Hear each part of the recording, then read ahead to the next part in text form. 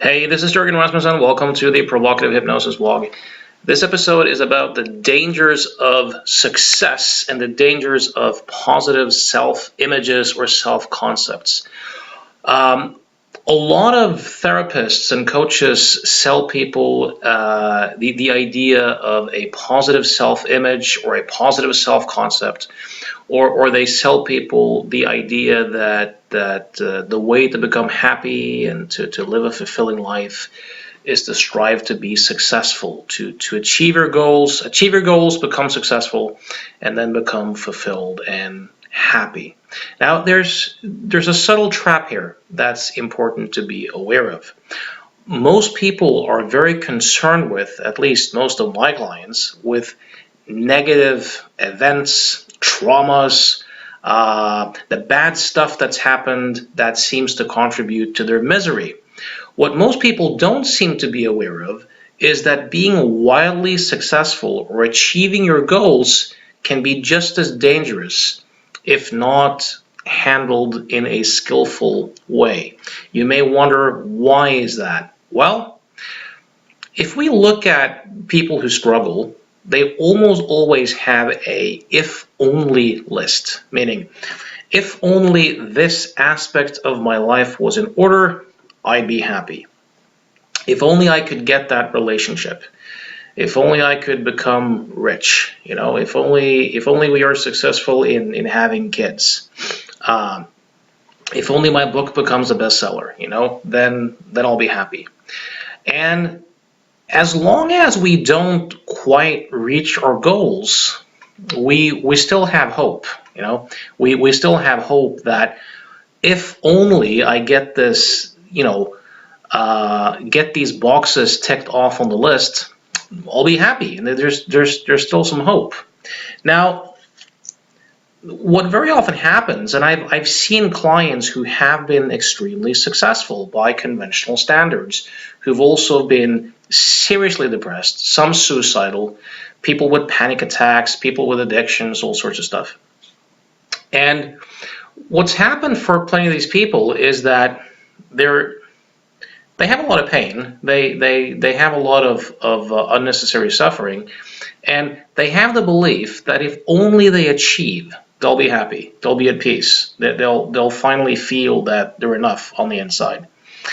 And they really strive, and they really accomplish, and they have the talents, and they achieve their big goal, right? And they're ecstatic for a while, right? But it doesn't take that long for them to land, and while they've achieved something significant, their internal experience is the same. They have the same thoughts, the same feelings, the same fundamental relationship to their own internal experience. They're suffering just as badly. They still have the same insecurities, the same fears, the same compulsions.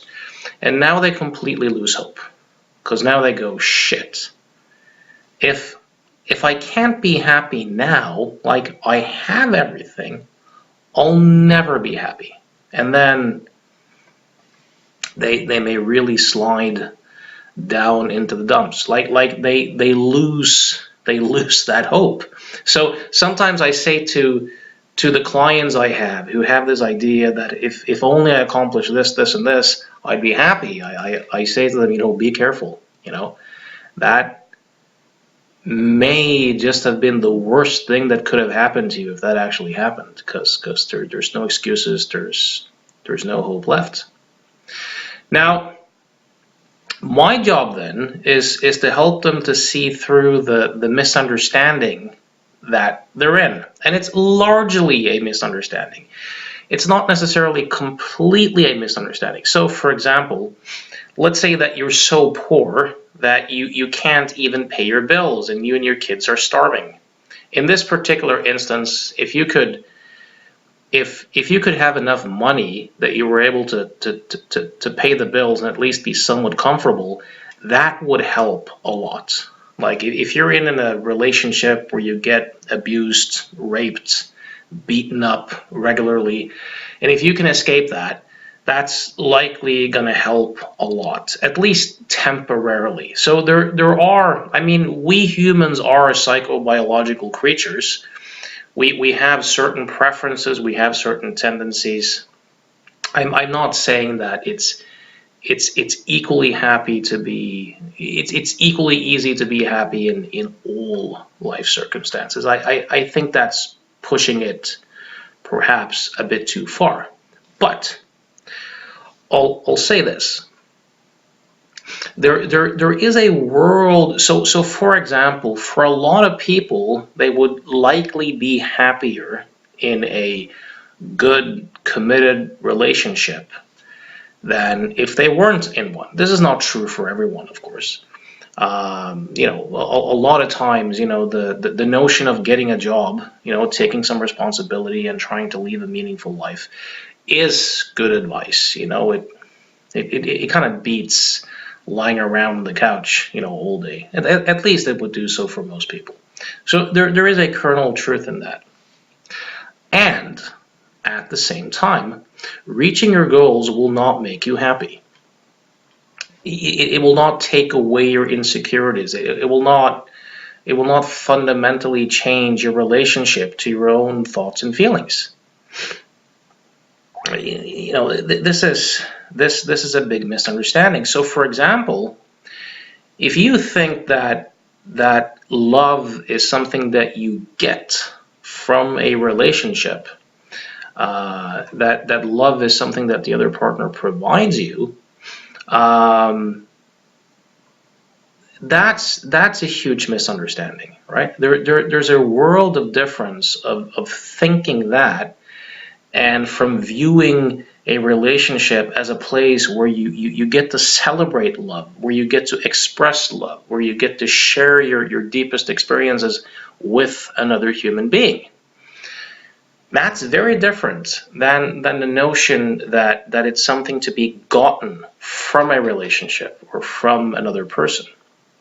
There's a huge difference between, say, playing tennis,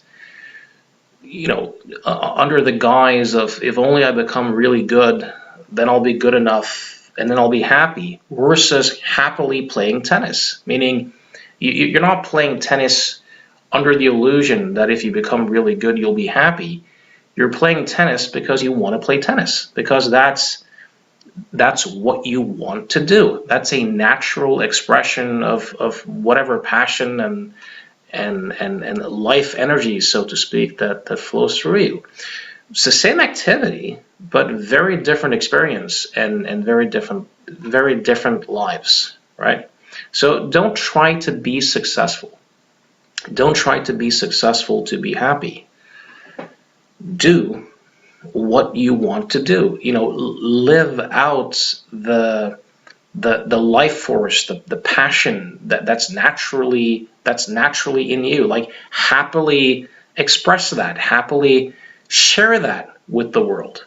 That's a much healthier orientation. View the relationship that you're in as a place to share experiences and to express love and to celebrate love, not as a place where someone else can provide you something, because then you get back into the control freakery and the doormat tendencies and all of that sort of stuff, right? So same again, if the idea that if you look a particular way, if you achieve your dream body or your dream career or your finances, that you're going to be fulfilled and happy, it's just not true. Of course, having a healthier body is preferable to having an unhealthy body, right? But again, exercise because you want to exercise. Exercise because that's an activity that you want to celebrate, and that's something that you want to explore. Not under the guise that if you end up looking a particular way, you'll feel a particular way. This is a myth. I work with athletes. I work with models. I work with people who look outstanding, and they're just as miserable as the other clients I have who are miserable.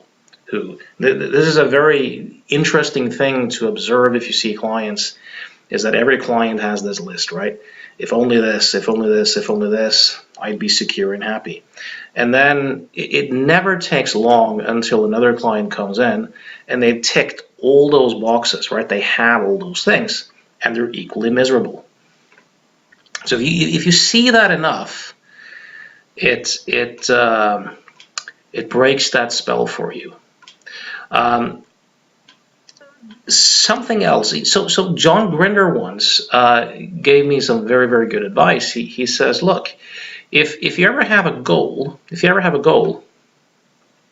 instead of this idea that once you achieve your goal, that's going to give you certain things, he said, if striving for the goal or working towards the goal, if the journey itself doesn't contain the experiences that you think you would get by achieving the goal, it's in all likelihood not worth it, right?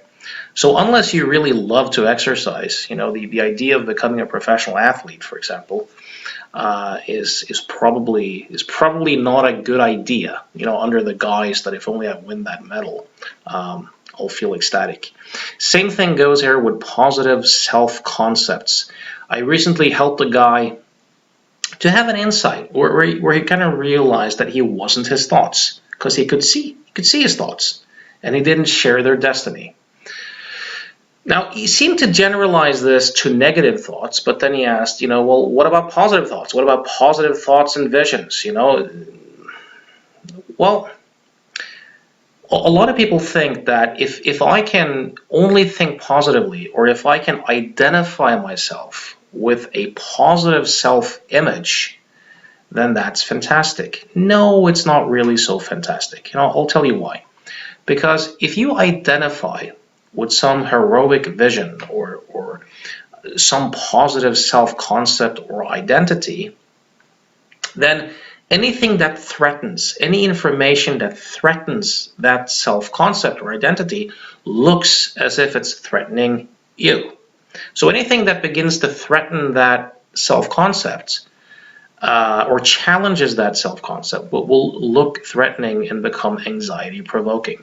So now you have to keep performing. You have to keep living in accordance with that self-image so that you can feel whole and fulfilled. Or in reality, you can just feel whole and fulfilled. If you're able to realize that all of these self-concepts are equally illusory. They're all images, self-talk, body sensations. None of them really are who you are.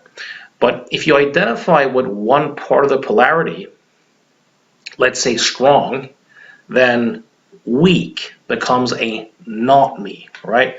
So now we end up projecting the not me qualities onto other people, and we end up viewing them in that way, so that reinforces how we see ourselves, and we end up doing all these mental acrobatics to protect an image which looks like us, but which in reality is just an image. So it's a lot of work for nothing. It's all smoke and mirrors in that sense. So a fool's errand, so to speak. Anyways, hope this was useful. If you have any comments or questions, feel free to post them wherever you found this. If you want to work with me as a client, I see people from all over the world on Skype. Go to provocativehypnosis.com. If you're looking to learn the psychological illusion model, go to provocativehypnosis.com and check out my seminar schedule coming up. Denmark in January, Germany in May. All right, until next time, enjoy.